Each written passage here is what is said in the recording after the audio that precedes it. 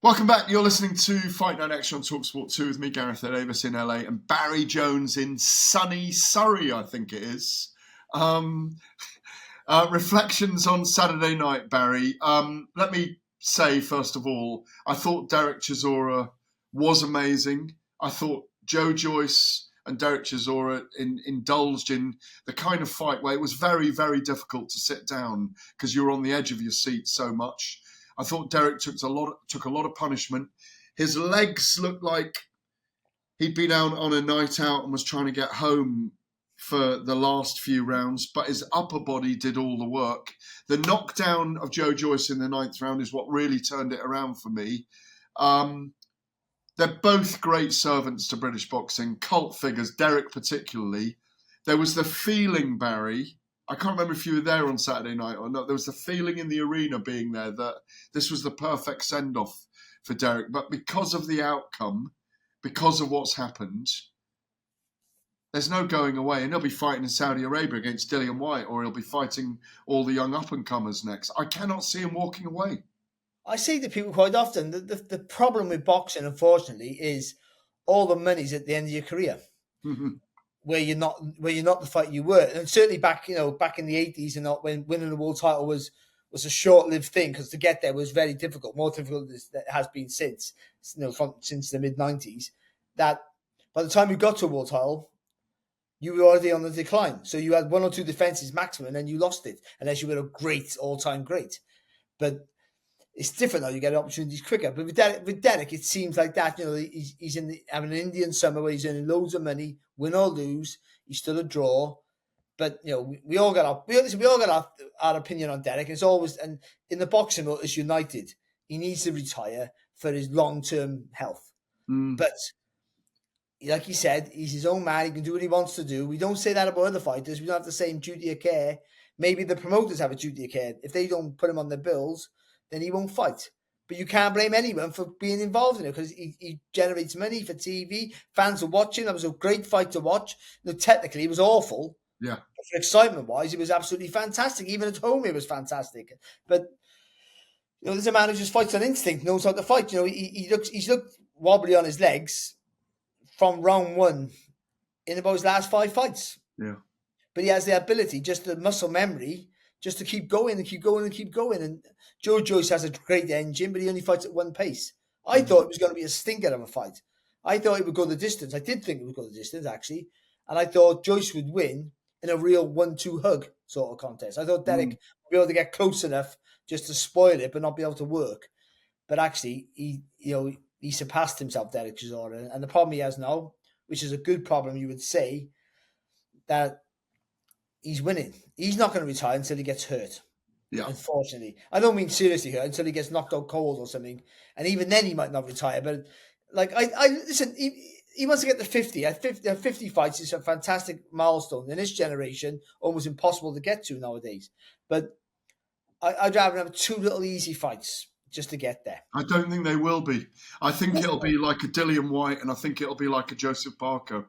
It'll be those kind of fights, I think, because I think what he wants, as he said for a long time, it's 12 years, by the way, that since he was first knocked out by David Hay at West Ham's ground just before the London Olympics after that scrap. I mean, I've known, probably like you, I've known Derek a long time. I mean, we hit it off at that 2012 event. I had a snowball fight with him. I pelted him with snowballs, and he ended up chasing me across a lake, trying to get hold of me. And thankfully, he didn't get hold of me. But he's a very unusual character. I mean, a few weeks ago, we were talking about him headbutting the Deliveroo driver. Yeah. And now we're talking. He is definitely a cult figure. He was amazing to be around last week. I mean, we spent 3 days around him for talkSPORT.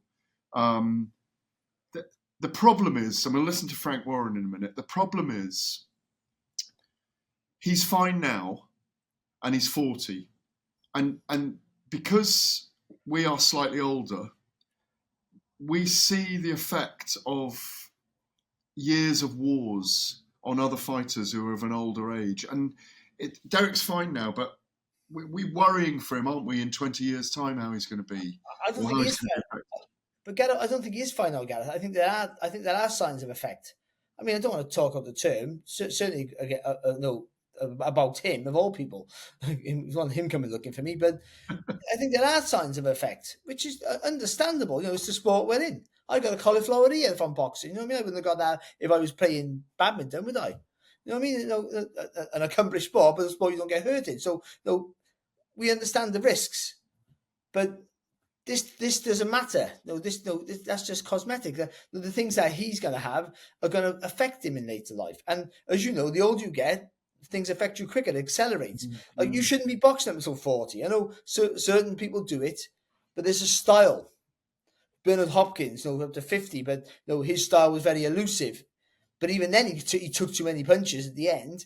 But for most of his career, he limits the damage. We're all built different, by the way. Some people can get hurt with one punch. Some people can take a million. I've seen journeymen of my generation who are walking around now looking better, healthier, and younger than most people who I knew, than me, than better than I am. And I finished at 25. I had my last fight at 25, and they fought until they were 30, and they look great. So we're all built differently, but there is an effect in them. You can see it with the eyes. You can see it with the eyes. You can see it. You can hear it.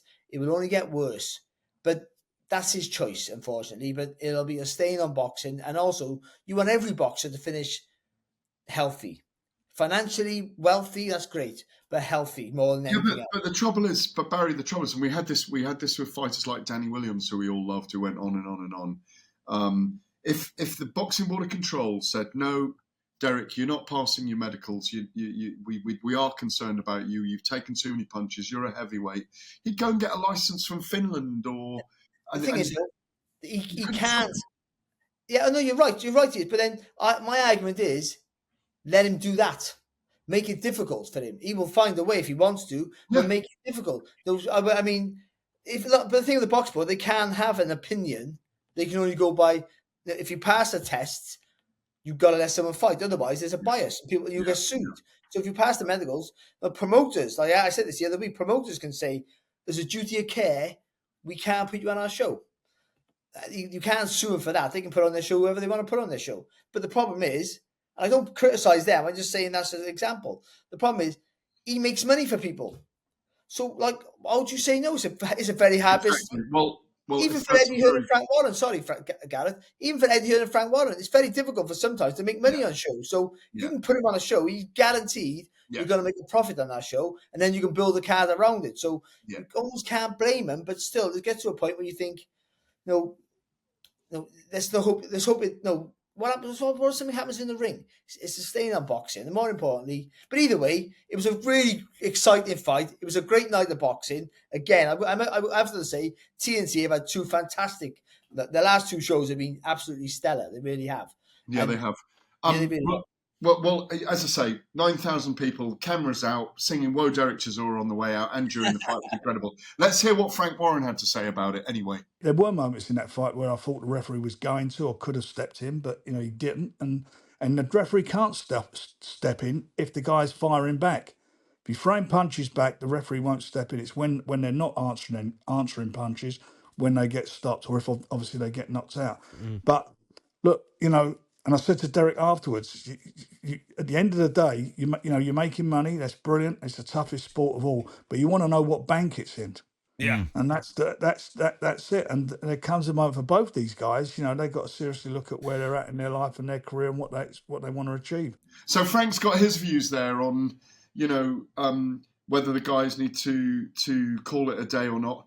We haven't discussed what Joyce does from here. Now it's a difficult decision for him because does he want to become the guy that Moser Tauma is facing, that Johnny Fisher's going to face, that Fraser Clark and Fabio Wardley? Where does Joyce go from here? The really good problem, I would say, is being that guy you just spoke about, being the cannon fodder for those names, can give you damage. We can't say about Chisora and say he doesn't get damaged, but can make you a lot of money. There's a lot of money to be made in those fights, even if you are the B-side, even if you are the one who's meant to get beat. So there's always, in that division, you can always make money. You can recycle a heavyweight until his legs fall off. And I mean that literally. Wow. And so you can you? Derek Chisora's a prime example. He's been finished about 4 times in his career. and he keeps going, and he reinvents himself. And he only one decent win, not a good win, one half decent win from getting close to challenging for something in that weight division, because it's a marquee weight division, but everyone wants to see big fellas bash each other up. Yeah, unfortunately. So Um, he can continue, but I think his aspirations for being a world champion, I think he might have to reassess his ambitions, I think. No, I think you're spot on with that, Barry. All of that I concur with. Very good victories on the night, by the way, for Royston Barney Smith, who looks a great young prospect. Raven Chapman looked good, dominating her opponent. And Dennis McCann getting the victory over Jon Baluta in a really exciting fight. Finally, in this section, before we go to break, Moses Tauma, massive statement, stopping Marius Vac in 2 rounds. A guy in Vac, 44 maybe he is, 50-odd fights, 6'8", 20 stone in there.